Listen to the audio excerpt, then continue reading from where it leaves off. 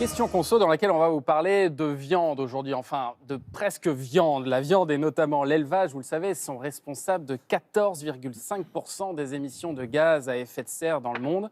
Alors pour essayer de limiter un petit peu cette pollution, certains laboratoires se lancent aujourd'hui dans la viande de synthèse, cultivée directement dans les labos. Mais est-ce vraiment meilleur pour la planète et pour la santé? On va poser ces questions à notre invité dans un instant. Mais d'abord, comment est-elle fabriquée, cette viande, et à quoi ressemble-t-elle? Réponse avec Anne-Laure Derevier et Geoffrey Larossa. Ce steak ressemble en tout point à un morceau de bœuf classique comme on l'aime. Sauf que le bœuf en question a grandi loin des pâturages dans des tubes à essai de laboratoire. Mais comment est fabriquée cette viande? À partir de cellules musculaires prélevées sur les animaux par biopsie. Grâce à ces cellules, cultivées dans une solution riche en nutriments, les chercheurs peuvent reproduire le processus naturel de régénération du tissu musculaire, qui est la base de la viande. Et voici le résultat, l'aspect est similaire à une viande classique. Mais alors quel est l'objectif? Principalement de réduire les émissions de gaz à effet de serre et surtout du méthane. 15% des émissions mondiales sont aujourd'hui causées par l'élevage. Autre argument, libérer des terres cultivables et des ressources en eau. Enfin, ce nouveau mode de production permettrait de nourrir la population sans tuer d'animaux. Ces enjeux ont poussé une vingtaine de start-up à se lancer dans la fabrication de viande artificielle. Poulet frit, canard à l'orange, saucisses de porc et même des croquettes de poisson. Des prototypes qui coûtent entre 50 et 285 000 € pour ce burger de 142 grammes par exemple. Seulement voilà, des chercheurs ont remis en cause cette nouvelle technique. Alors, la viande de laboratoire est-elle vraiment meilleure pour la planète? C'est la question que l'on va poser à Nathalie Roland. Bonjour. Bonjour. Et bienvenue, vous êtes spécialiste de l'agriculture cellulaire dans une ONG qui est baptisée Proveg International et vous êtes aussi chargée de projet à l'INRA. Alors en quoi cette viande est-elle meilleure pour la planète d'après vous? Alors, il y a plusieurs choses. Donc, c'est une façon de nourrir l'humain qui pourrait être plus intéressante au niveau de la conversion de l'énergie. C'est-à-dire qu'en fait, la viande conventionnelle, c'est pas forcément très efficace parce qu'il faut, pour le type de viande le plus efficace, donner 9 calories, par exemple, à un poulet pour en retirer une seule. Et l'idée, ça serait d'aller vers un taux de conversion qui soit plus proche du 1 pour 1. Donc après, c'est donc... Juste pour qu'on comprenne bien cette idée-là, ça veut dire que tout ce qui est nécessaire pour nourrir le poulet, donc tous les grains qui vont être donnés au poulet, ce sont énormément de calories, en Oui. fait. C'est ça ce que vous nous dites? Oui, voilà. Et on va en tirer très peu à l'arrivée dans ce qu'on va manger, nous. C'est ça. C'est ça. C'est ça, voilà. Donc, il y a ça, et ça ferait donc qu'on aurait besoin de moins de ressources naturelles. Donc, moins aussi de besoin d'eau, moins besoin de terre. Et donc, s'il y a moins besoin de terre, donc on arrêtera de déforester pour planter des cultures qui servent à nourrir les animaux. Et ça pourra permettre aussi de reforester, de mettre de la végétation qui pourra capter le CO2, donc aider au changement climatique, et aussi à retrouver la biodiversité pour avoir des habitats naturels pour les animaux. Et quoi, y avoir moins d'élevage, plus d'élevage? Alors ça, c'est En fonction du succès, c'est ça? En fait, le but, c'est de trouver une solution à la production de viande conventionnelle, et ça fait partie des solutions. Après, il y a d'autres solutions qui existent, et j'espère qu'on va en trouver aussi d'autres à l'avenir. Ouais. Mais vraiment, l'idée, c'est de chercher des solutions à ces problèmes. Mais d'abord, juste sur cet impact environnemental de cette éventuelle viande de synthèse, il y a controverse, hein, Victoire, c'est pas parmi si les simple. chercheurs. Il y a des chercheurs de l'université d'Oxford qui se sont penchés sur la question. En fait, ils ont regardé le type de gaz à effet de serre qui était produit à chaque fois. Donc, dans le cas de la viande de laboratoire, c'est du dioxyde de carbone essentiellement. Et dans le cadre d'un élevage classique, il y aura les trois types, méthane, protoxyde d'azote et dioxyde de carbone, mais surtout du méthane. Alors le méthane, pour synthétiser, c'est un pouvoir réchauffant qui est plus important. Donc ça fait plus chauffer la planète. Ouais. Mais ça a une durée de vie de 12 ans environ.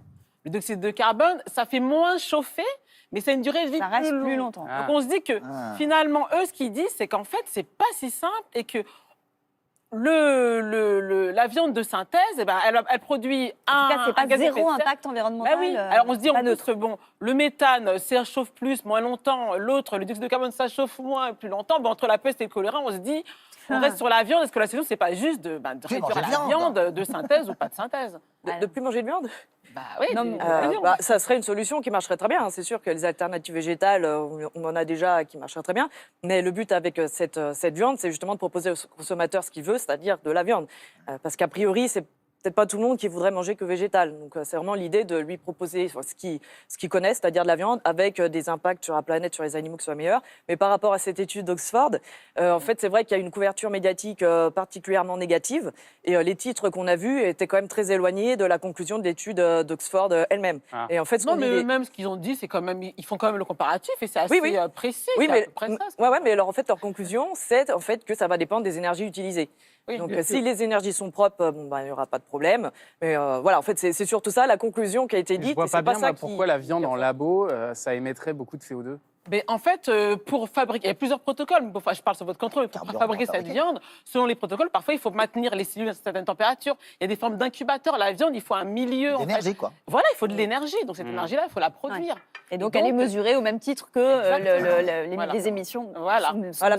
Dans l'étude, en fait, ils ont pris en compte les énergies de base et ils n'ont pas pensé. Enfin, c'est pas sur la base d'énergie propre. Et en plus, c'est une étude qui est faite sur un très très long terme, 1000 ans. Et on espère bien quand même que dans 1000 ans, et même d'ici là bien avant, on sera capable d'avoir des énergies propres beaucoup plus efficaces. Alors, sur l'impact maintenant, sur la santé, on n'a pas vraiment de recul pour pouvoir le mesurer. Malgré tout, est-ce qu'on peut dire que c'est bon pour la santé, selon les connaissances qu'on a? Voilà, alors c'est vrai qu'il n'y a pas encore de tests qui sont faits sur les produits finis parce qu'on n'a pas encore de produits finis, mais il y aura des tests qui seront faits lors de la réglementation des produits. Et d'autre part, alors c'est déjà une technique qu'on connaît, qui vient du médical, de la culture de cellules par exemple pour les greffes de peau, les greffes de tissus cardiaques. Et en fait, on connaît quand même cette technique depuis longtemps qui sert à guérir des patients. Et c'est une viande donc qui devrait être normalement meilleure pour la santé et plus sûre. Pourquoi ça pourrait être plus sûr parce que c'est le contrôle en fait est facilité parce que tout sera fait dans une grande cuve où ça sera juste beaucoup plus facile de contrôler tout ce qui se passe. La traçabilité sera plus simple aussi parce que ça viendra de moins d'endroits différents comme ça peut être le cas avec la viande conventionnelle. Après donc il n'y aura pas d'hormones et d'antibiotiques dans les produits. Et on sait que la résistance aux antibiotiques, c'est quelque chose qui va devenir de plus en plus préoccupant. Il n'y aura pas non plus de contact avec des matières fécales, parce que forcément, on va produire que les parties qui nous intéressent. Donc, il n'y aura pas de contamination par des bactéries comme E. coli, des choses comme ça. Et après, la viande elle-même pourra être même produite d'une façon qui sera meilleure pour la santé, c'est-à-dire qu'on pourra remplacer le mauvais gras par du bon gras. Donc, ça veut dire aussi que ça va être quelques grands labos dans le monde qui vont diriger tout ça. Pour l'instant, on a déjà peut-être une trentaine de start-up un peu partout dans le monde. Et l'idée, c'est d'en avoir un peu partout, quoi. Et tout le monde peut se lancer là-dedans. Et c'est ça qui sera intéressant. C'est bien aussi d'avoir... Ça demande des moyens importants. Donc ça veut dire oui, mais après, il y a plusieurs types de personnes qui se lancent là-dedans, qui ne sont pas forcément scientifiques, mais qui s'associent avec des scientifiques pour se lancer là-dedans. Il y a plein de choses à faire, plein de produits à faire. Oui, il y a quelque chose qui me gêne. Ce n'est pas scientifique, c'est philosophiquement. Qu'on dise qu'il ne faut plus manger de viande pour que les animaux ne souffrent plus pour la planète, ça je comprends, il y a une discussion, mais c'est une discussion que je comprends. Mais si on dit qu'il ne faut plus manger de viande, pourquoi faire la viande artificielle? On en mange parce qu'il y a des morceaux différents. Là, on a un spécialiste culinaire, beaucoup plus spécialiste que moi, mais qui va dire l'onglet, c'est meilleur que le filet ou le contraire, peu importe. Il y a des choses différentes, il y a une culture millénaire de la viande. Il ne faut plus en manger, admettons, d'accord. Mais pourquoi en faire de la fausse et pas tout simplement faire des substituts végétaux? Les substituts végétaux, on en fait et ça marche très bien, mais la question c'est seulement est-ce que les personnes voudront uniquement manger des substituts végétaux? C'est vraiment ça la question. Ce que dit Gérard symbolise quand même et reflète sans doute ce que pensent beaucoup de Français et de gastronomes. On est au pays de la gastronomie. Est-ce qu'il y a des réticences en France, peut-être plus que dans d'autres pays? Est-ce qu'on le constate? Alors après, je pense que comme dans tous les pays, il y a une façon aussi de consommer qui évolue. C'est-à-dire, par exemple, on mange beaucoup de burgers actuellement, beaucoup de viande hachée. Et on mange moins de types de viande qu'on mangeait dans le temps, comme les abats, les choses comme ça. Donc ça va être peut-être juste une évolution. Je ne pense pas que les Français soient si différents non plus des autres pays. Ce que l'on prévoit de fabriquer, c'est uniquement du steak haché ou, comme le disait Gérard, on pourra faire demain de l'onglet, de l'araignée, là, comme on a vu dans la petite vidéo, on a fait par exemple, une start-up israélienne qui s'appelle Aleph Farm, a fait un premier steak. Un petit steak, mais un premier steak avec différentes cellules dedans, de muscles, de graisse, de tissus conjonctifs. Donc après, il s'agit de temps en fait. Il faut juste des personnes qui travaillent là-dessus pour développer des nouveaux produits et les améliorer. Il faut que ça reste. A priori, on sera capable de tout créer. Il faut surtout en fait des gens qui travaillent là-dessus. Et il y a encore 2 ans, il y avait vraiment très peu de gens concrètement qui travaillaient sur la recherche. D'où les prix qui étaient complètement dingues, puisqu'en 2013, le premier burger il coûtait 285 000 €, le steak de porc 50 €. À combien il sera on pourra l'acheter lorsqu'il arrivera. Et quand arrivera-t-il ce Oui. steak? Alors en fait déjà ces produits-là sont des prototypes, ce sont des premiers essais qui sont faits si on peut dire à la main, avec aucune économie d'échelle, aucune optimisation du processus, donc forcément comme tout premier prototype ça coûte très cher, mais après le prix baisse avec le temps. Et là par exemple quand on regarde donc, le premier steak haché qui était sorti, maintenant il est évalué à peu près 9 €. Et ça devrait donc continuer à baisser avec les économies d'échelle pour logiquement arriver à un prix comparable à la viande conventionnelle et même moins cher, encore plus, plus loin. Et à quel horizon?